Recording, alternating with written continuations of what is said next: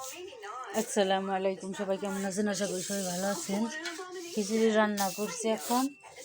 এই যে খিচুড়ি খাবে, সেই জন্য আমার আম্মু টমেটো পেঁয়াজ সুন্দর করে কেটে নিচ্ছে, কারণ সালাদ ভালোই লাগে, আর হচ্ছে পেঁয়াজ খিচুড়ির সাথে অনেক মজা লাগে, সেই জন্য পেঁয়াজ কাটছে। আম্মু, তুমি খিচুড়ি ই করছো? তোমার প্লেটে নিছো? হ্যাঁ,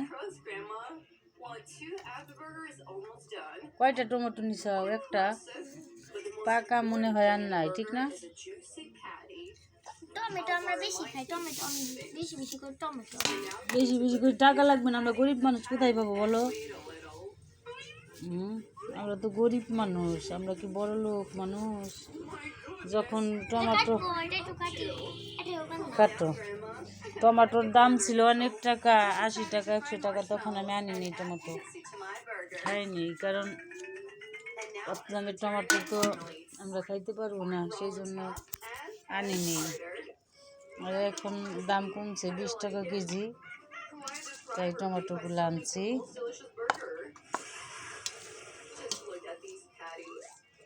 খিচুড়ি সেই মজা হয়েছে, সেই স্বাদ।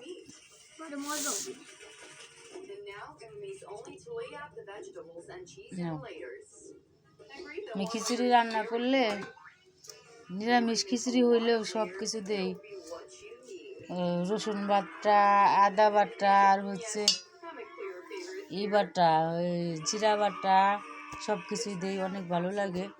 তারপর অনেক বাসনা করে খিচুড়ি। আর রাইস কুকারে খিচুড়ি রান্না করি, অনেক মজা লাগে, অনেক মজা। না, এখানে বসে খাও। তাইবার বায়ার সালাদ দিছে, পেঁয়াজ দিছে একটা, আর হচ্ছে টমেটো দিছে। এখন তাইবা খাবে। নাও,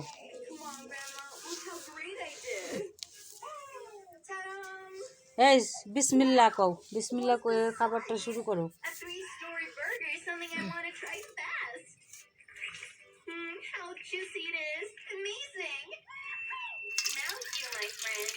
তাইবা না,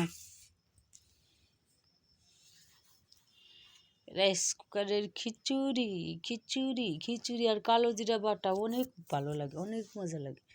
কারণ আমরা অনেকগুলো মানুষ, কিন্তু এতখানি করে কালো জিরা লাগে, এতখানি মরিচ লাগে, এটা লাগে সেটা লাগে, সেই জন্য করি না। কারণ কষ্ট করে সবাই খাওয়ায় কোনো লাভ নেই, আমার ছেলে মেয়ে খাইতে পারলেই ভালো, মানুষের খাওয়ায় কোনো লাভ নেই। শ্বশুর শাশুড়ির খাওয়ায় লাভ কি? লাভ আছে? কোনো লাভ নেই। তাদের কাছে মন পাওয়া যায় না, কোনোদিনও মন পাওয়া যায় না শ্বশুর শাশুড়িদের কাছে।